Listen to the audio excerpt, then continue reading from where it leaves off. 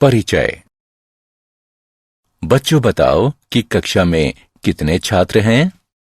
35 हैं सर। बहुत अच्छे। और इनमें से कितने छात्रों की लंबाई 3 फीट से ज्यादा है? ऐसे 5 छात्र हैं सर।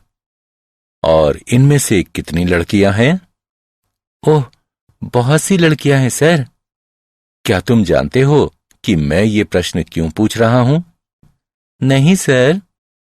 मैं आपकी कक्षा के आंकड़े ले रहा हूं। आंकड़े? वो क्या होते हैं सर? अच्छा चलो, आज हम अपने इस अध्याय में आंकड़ों के बारे में विस्तार से चर्चा करेंगे। उद्देश्य। इस पाठ के अंत में आप निम्न करने में सक्षम हो जाएंगे: आंकड़ों को परिभाषित करना, सांख्यिकी को परिभाषित करना, दंड आलेख, आयत चित्र और बारंबारता बहुभुज बनाना, माध्य, माध्यक और बहुलक को परिभाषित करना, माध्य, माध्यक और बहुलक की गणना करना।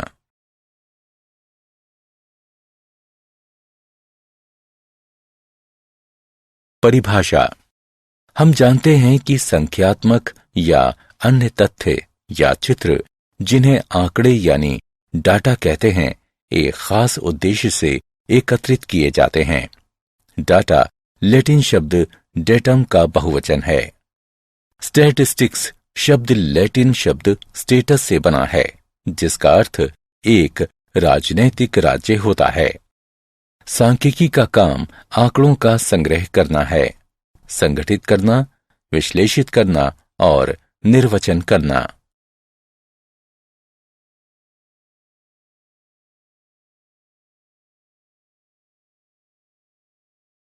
आंकड़ों का संग्रह है। आंकड़े दो प्रकार के होते हैं, एक प्राथमिक आंकड़े और दूसरे गौण आंकड़े। प्राथमिक आंकड़े। जब अन्वेषक ने अपने दिमाग में एक निश्चित उद्देश्य रखकर सूचनाओं को एकत्रित किया हो, तो इस प्रकार एकत्रित किए गए आंकड़ों को प्राथमिक आंकड़े कहा जाता है। गौण आंकड़े। जब किसी स्रोत से, जिसमें सूचनाएं पहले से ही एकत्रित हैं, आंकड़े प्राप्त किए गए हों, तो उन आंकड़ों को गौण आंकड़े कहा जाता है।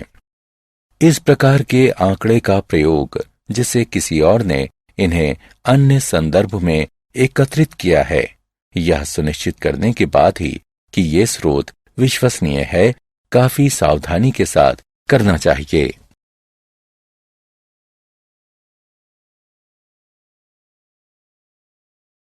आंकड़ों का प्रस्तुतिकरण। आंकड़ों का संग्रह करने के बाद अन्वेषक को इन आंकड़ों को ऐसे रूप में प्रस्तुत करने की विधियों को ज्ञात करना होता है जो अर्थपूर्ण हो और सरलता से समझी जा सकती हों। आइए अब कुछ उदाहरणों को देखें जो आंकड़ों को प्रस्तुत करने की विभिन्न विधियों को दर्शाते हैं। संख्याओं को देखो। ये संख्याएं विज्ञान विषय में 10 छात्रों द्वारा प्राप्त किए गए अंक हैं। आंकड़ों के इस रूप को यथा प्राप्त आंकड़े कहते हैं। छात्रों द्वारा प्राप्त न्यूनतम अंक 25 है और छात्रों द्वारा प्राप्त अधिकतम अंक 95 है। यदि हम इन संख्याओं को आरोही या अवरोही क्रम में लिखते हैं, तो हमारे लिए अधिकतम अंक और न्यूनतम अंक ज्ञात करने में आसानी होगी। आंकड़ों को आरोही क्रम या अवरोही क्रम में लिखने पर काफी समय लग सकता है, विशेष रूप से तब जबकि प्रयोग में प्रेक्षणों की संख्या अधिक हो, जैसा कि अगले उदाहरण में आप देख सकते हैं। अतः यह आरोही क्रम है। अब हम स्पष्ट रूप से देख सकते हैं कि न्यूनतम अंक 25 है और अधिकतम अंक 95 है। आंकड़ों के अधिकतम और न्यूनतम मानों के बीच के अंतर को आंकड़ों का परिसर कहा जाता है।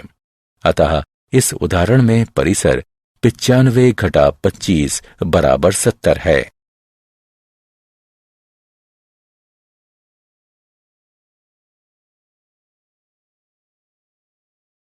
बारंबारता। इन संख्याओं को देखिए, ये 20 छात्रों द्वारा विज्ञान विषय में प्राप्त अंक हैं। इसमें अधिकतम अंक 10 है। हम देख सकते हैं कि 2 छात्रों ने 10 अंक प्राप्त किए हैं, अतः 10 की बारंबारता 2 है। एक निश्चित अंक प्राप्त करने वाले विद्यार्थियों की संख्या को इस अंक की बारंबारता कहा जाता है। हम इस आंकड़े को ज्यादा आसानी से समझने के लिए एक सारणी में लिखते हैं।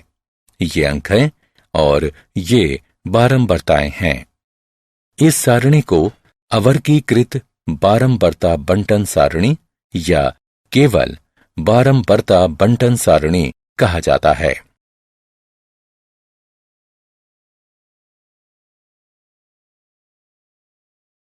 वर्गीकृत बारंबारता बंटन सारणी।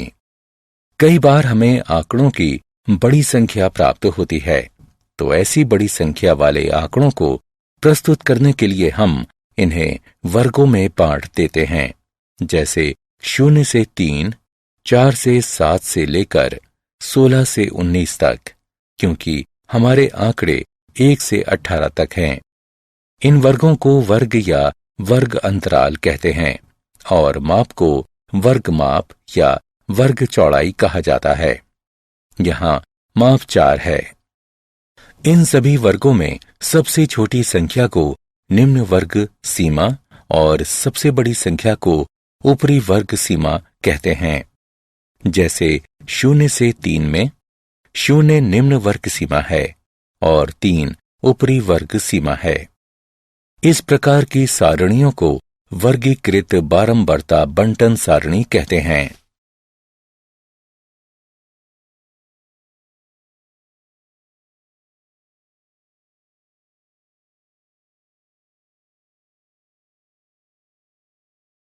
आंकड़ों का आलेखीय निरूपण। जब आंकड़ों को सीखने वालों के सामने चित्रात्मक या आलेखीय रूप में निरूपित किया जाता है, तो यह निरूपण को ज्यादा दर्शनीय और समझने योग्य बनाता है। आंकड़ों को आलेखीय रूप में निरूपित करने के कई प्रकार हैं। दंड आलेख, एक समान चौड़ाई और परिवर्ती चौड़ाइयों वाले आयत चित्र और बारंबारता बहुभुज। आइए इनके बारे में एक एक करके जानें। दंड आलेख। हम जानते हैं कि दंड आलेख आंकड़ों का एक चित्रीय निरूपण होता है, जिसमें प्रायः एक अक्ष, मान लीजिए एक्स अक्ष पर एक चर को प्रकट करने वाले एक समान चौड़ाई के दंड खींचे जाते हैं, जिनके बीच में बराबर बराबर दूरियां छोड़ी जाती हैं। चर के मान दूसरे अक्ष, मान लीजिए वाई अक्ष पर दिखाए जाते हैं और दंडों की ऊंचाइयां चर के मानों पर निर्भर करती हैं। आइए अब हम निम्नलिखित उदाहरण लेकर इनका पुनर्विलोकन करें कि एक दंड आलेख किस प्रकार बनाया जाता है। यह नीना द्वारा पिछले हफ्ते खाई गई चॉकलेटों की संख्या बताता है। क्या आप बता सकते हैं कि किस दिन उसने सबसे अधिक चॉकलेट खाई थी? हम देख सकते हैं कि बृहस्पतिवार को उसने सबसे अधिक चॉकलेट खाई।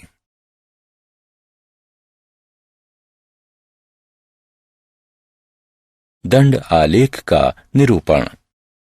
अब हम सीखेंगे कि दंड आलेख का निरूपण किस प्रकार करते हैं। इस सारणी को देखिए।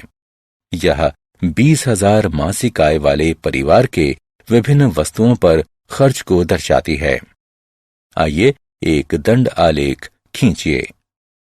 दंड आलेख बनाने के लिए हम वस्तुओं को क्षैतिज अक्ष पर और खर्च को ऊर्ध्वाधर अक्ष पर दर्शाते हैं। दोनों अक्षों पर वस्तु और खर्च को चिन्हित कीजिए। यहाँ 1 का अर्थ है 1000 और 2 का अर्थ 2000 है। अब अपनी पहली वस्तु को निरूपित करने के लिए, जो कि ग्रोसरी है, हमें 4 इकाई का एक दंड बनाना है। इसी प्रकार दूसरी वस्तुओं को 1 इकाई के अंतराल के बाद 2 क्रमागत दंडों द्वारा निरूपित करते हैं। आयत चित्र। दंड आलेख की तरह ही आयत चित्र भी आलेख पत्र पर बनाए गए स्तंभों से बनता है। आमतौर पर दो आसन्न स्तंभों के बीच कोई रिक्त स्थान नहीं होता। यह संतत अंतरालों के लिए प्रयुक्त होता है। इस बारंबारता सारणी और इस वर्ग अंतराल को देखिए। ये अंतराल संतत है। यह बारंबारता सारणी 36 छात्रों के द्रव्यमान को निरूपित करती है। आलेख खींचने के लिए भार को क्षैतिज अक्ष पर और छात्रों की संख्या को ऊर्ध्वाधर अक्ष पर निरूपित करते हैं। चूंकि अधिकतम बारंबारता 15 है, इसलिए हमें अधिकतम बारंबारता को निरूपित करने के लिए पैमाना चुनना होगा।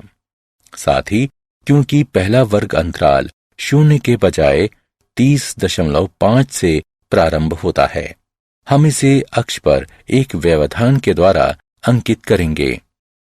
आइए अब वर्ग अंतराल 30.5 से 35.5 के लिए 9 सेंटीमीटर लंबाई का एक आयत बनाएं। इसी प्रकार हम दूसरा आयत बनाते हैं। इसे आयत चित्र कहते हैं।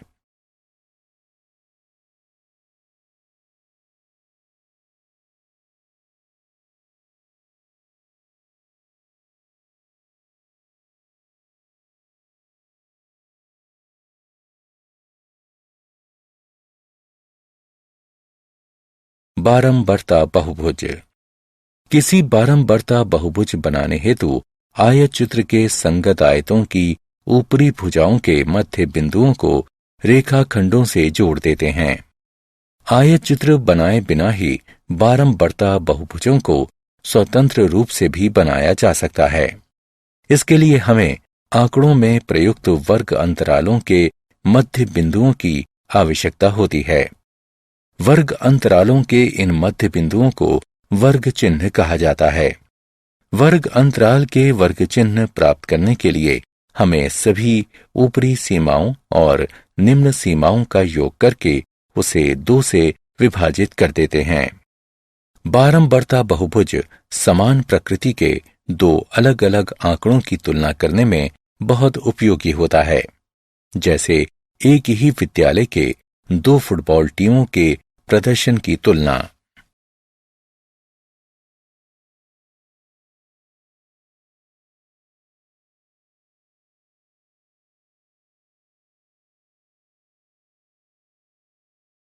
केंद्रीय प्रवृत्ति के माप।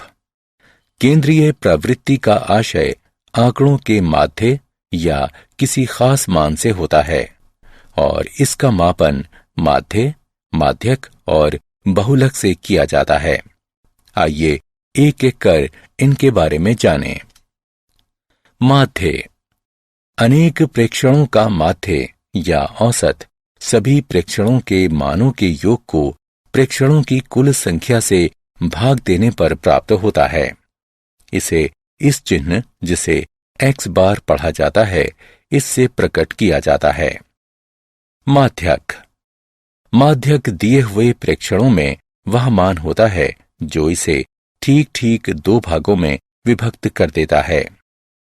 जब प्रेक्षणों की संख्या n विषम होती है, तब माध्यक n=1/2वें प्रेक्षण का मान होता है। उदाहरण के लिए यदि n बराबर 13 है, तो 13=1/2वां माध्यक होगा, जो कि 7वां प्रेक्षण है। और प्रेक्षणों की संख्या n सम होती है, तब माध्यक n/2वां और n/2=1वां प्रेक्षणों का माध्य होता है। उदाहरण के लिए यदि n बराबर 16 हो, तो 16/2वां और 16/2=1वें प्रेक्षणों के मानों का माध्य अर्थात 8वें और 9वें प्रेक्षणों के मानों का माध्य ही माध्यक होगा। आखिरी माप बहुलक है। बहुलक प्रेक्षण का वह मान होता है जो बार बार घटित होता रहता है, अर्थात अधिकतम बारंबारता वाले प्रेक्षण को बहुलक कहा जाता है।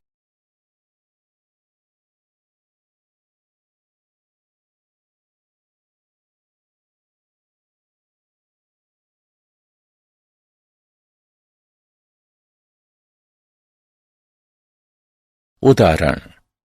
आइए अब एक उदाहरण को हल करते हैं। माउंट राइवल प्रत्येक वर्ष एक फुटबॉल प्रतियोगिता आयोजित करता है। इस वर्ष 10वें खेल में घरेलू टीम की ओर से सबसे अधिक गोल करने वाले ने 7, 5, 0, 7, 8, 5, 5, 4, 4 और 5 गोल किए। माध्य स्कोर क्या है? आइए हम एक चर xi का प्रयोग करें जो कि i वे प्रेक्षण को प्रकट करता है। इस स्थिति में i का मान 1 से 10 के बीच हो सकता है। अतः हमारा पहला प्रेक्षण x1 है और दूसरा प्रेक्षण x2 है और x10 तक सभी मान इसी प्रकार होंगे। यहाँ x1 बराबर 7 पहले प्रेक्षण का मान है। इसी प्रकार x2 बराबर 5, x3 बराबर 0, x4 बराबर 7, x5 बराबर 8, x6 बराबर 5, x7 बराबर 5, x8 बराबर 4, x9 बराबर 4 और x10 बराबर 5। अतः माध्य x बार बराबर सभी प्रेक्षणों का योग बटे प्रेक्षणों की कुल संख्या, जो कि x1 जमा x2 जमा x3 जमा x4 जमा x5 जमा x6 जमा x7 जमा x8 जमा x9 जमा x10 बटा 10 के बराबर है, जो 7 जमा 5 जमा 0 जमा 7 जमा 8 जमा 5 जमा 5 जमा 4 जमा 4 जमा 5 बटा 10 के बराबर है। यह 50 बटा 10 के बराबर है, जो कि 5 के बराबर है। अतः माध्य स्कोर 5 है। यदि प्रेक्षणों की संख्या ज्यादा जैसे x 30 होती तो माध्य की तुलना करने में काफी समय लगता। ऐसे प्रश्नों को हल करने के लिए हम संकलन के लिए ग्रीक चिन्ह सिग्मा का प्रयोग करते हैं। अतः x1 जमा x2 जमा x3 जमा इत्यादि जमा x 30 तक लिखने के बजाय हम इसे xi का योग लिखते हैं, जहां i का मान 1 से 30 तक विचरण करता है। यह अवर्गीकृत बारंबारता के लिए है। 20 छात्रों द्वारा प्राप्त अंकों 10 में से उसका बहुलक ज्ञात कीजिए। हम जानते हैं कि बहुलक उस प्रेक्षण का मान है जिसकी बारंबारता अधिकतम होती है। आइए इन चिन्हों को आरोही क्रम में व्यवस्थित करें। हम देख सकते हैं कि 9 सबसे अधिक आ रहा है, अतः हम कह सकते हैं कि 9 ही अंकों का बहुलक है।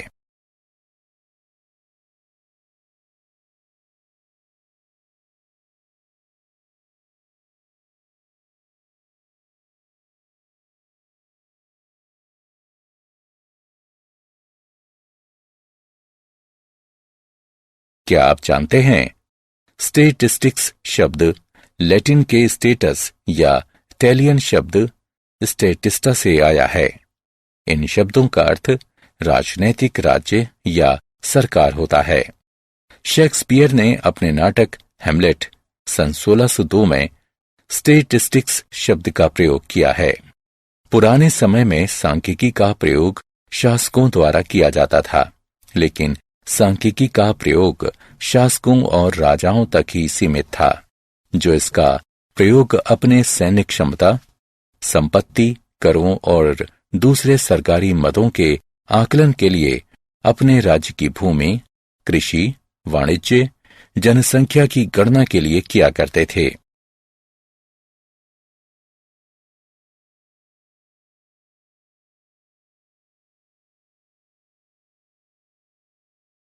सारांश। आइए हमने जो कुछ सीखा है उसे संक्षेप में दोहराएं। एक निश्चित उद्देश्य से एकत्रित किए गए तथ्यों और अंकों को आंकड़ा कहते हैं। सांख्यिकी अध्ययन का वह क्षेत्र है जिसमें आंकड़ों के प्रति प्रस्तुतिकरण, विश्लेषण तथा निर्वचन पर विचार किया जाता है। अवर्गीकृत आंकड़ों की केंद्रीय प्रवृत्ति की 3 माप हैं। माध्य, प्रेक्षणों के सभी मानों के योग को प्रेक्षणों की कुल संख्या से भाग देने पर माध्य प्राप्त हो जाता है। इसमें x प्रकट किया जाता है। माध्यक, माध्यक सबसे मध्य वाले प्रेक्षण का मान होता है। जब प्रेक्षणों की संख्या n विषम होती है तब माध्यक n/1/2वें प्रेक्षण का मान होता है, और यदि प्रेक्षणों की संख्या n सम होती है तब माध्यक n/2वें और n/2 = 1वें प्रेक्षणों का माध्य होता है। बहुलक, सबसे अधिक बारंबारता वाला प्रेक्षण बहुलक होता है।